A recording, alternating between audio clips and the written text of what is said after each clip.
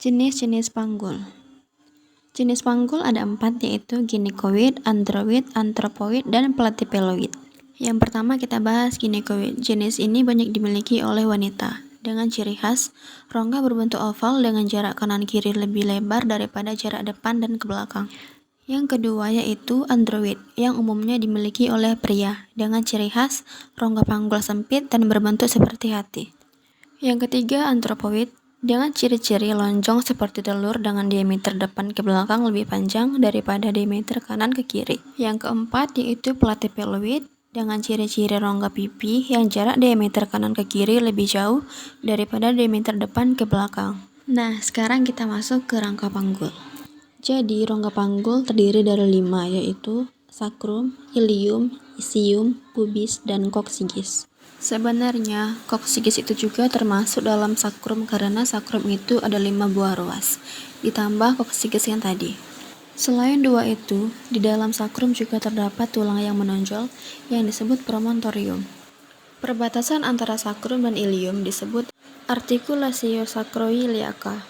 Sacrum iliaca merupakan gabungan dari sacrum dan ilium, karena terdapat di antara 2 tulang tersebut.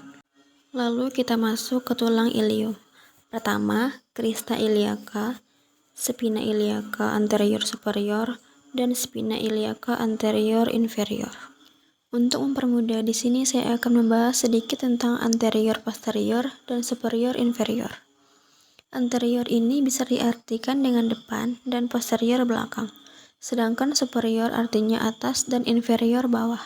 Lanjut ke tulang isium. Di tulang isium terdapat acetabulum, rongga yang bernama obratum foramen, dan tulang yang menonjol dalam ini namanya spina ischiadica. Lalu yang terakhir ada os pubis atau tulang pubis. Nah, yang di tengah-tengah namanya symphysis pubis, dan yang ini namanya tuberculum pubis. Kita lanjut ke diameter atau konjugata apa saja yang ada di rongga panggul. Pertama, ada konjugata transversal, yaitu jarak terjauh melintang pada lilia terminalis yang jaraknya sekitar 13 cm. Konjugata kedua adalah konjugata vera, yaitu jarak antara belakang symphysis pubis ke tulang promontorium. Jaraknya kurang lebih sekitar 11 cm. Yang ketiga ada konjugata obliqua, yaitu jarak antara articulatio sacroiliaca ke titik pertemuan antara konjugata transversal dan konjugata vera. Lalu diteruskan hingga lilia terminalis.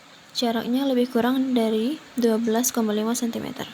Selanjutnya, lanjut ke bidang Hodge. Bidang Hodge ini digunakan untuk menentukan sejauh mana janin sudah turun pada saat persalinan.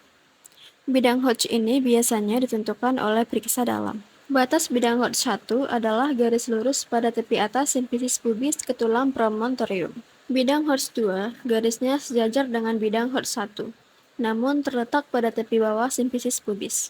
Lalu, bidang Hodge 3 sejajar juga dengan bidang 1 dan 2, namun terletak pada spina ischiadia, baik kanan maupun kiri. Dan yang terakhir, Hodge 4, garisnya terletak pada Hodge sigis. Selanjutnya, kita masuk ke bagian kepala janin dan ukurannya. Kepala janin terdiri dari 3 bagian, yaitu wajah, tengkorak, dan sutura-suturanya. Yang pertama, tulang wajah, yaitu ada os orbita atau tulang dahi, os zygomaticum atau tulang pipi, os masal atau tulang hidung, dan os maxillaris atau tulang rahang atas. Selanjutnya ada os mandibularis atau tulang rahang bawah. Selanjutnya bagian tengkorak, yaitu ada os frontalis dan os parietalis yang terdiri dari 2 masing-masing. Kemudian di belakang ada os occipitalis dan yang ini hanya ada 1. Kemudian os temporalis adalah tulang pelipis dan juga terdiri dari 2 bagian, kiri dan kanan. Kemudian ada sutura pembaginya. Sutura ini dibagi menjadi 4, yaitu ada sutura frontalis. Sutura ini membagi antara frontal kiri dan frontal kanan. Kemudian sutura sagittaris yang membagi antara frontal kiri dan kanan. Dan kemudian ada sutura coronaria yang membagi antara parietal dan frontal. Lalu ada sutura lambodea yang membatasi antara parietal dan occipital. Kemudian pada kepala janin juga ada ubun-ubun yang terbagi menjadi 2, yaitu ubun-ubun mayor atau ubun-ubun besar dan ubun-ubun minor atau ubun-ubun kecil. Ubun-ubun minor ini terbentuk segitiga dan ubun-ubun mayor seperti segi empat. Untuk ukuran kepala janin itu ada 3, yaitu ada muka belakang, kemudian ada melintang, dan ada melingkar. Untuk muka belakang itu os faxivito dan sub occipito bregmatica, ukurannya 9,5 cm. Kemudian sub occipito frontalis 11 cm. Lalu dari fronto occipitalis 12 cm. Untuk mento occipitalis dari dagu 13,5 cm. Kemudian ada submento bregmatica sampai ke ubun-ubun mayor 9,5 cm. Kemudian untuk ukuran melintang ada 2, yaitu bitemporalis dan temporalis kiri ke kanan 8 cm. Kemudian biparientalis itu dari pariental kiri ke kanan 9 cm. Untuk ukuran melintang, circumferentia suboccipito bregmatica yaitu 32 cm. Dan circumferentia bronta occipitalis 34 cm. Kemudian circumferentia mento occipitalis 35 cm.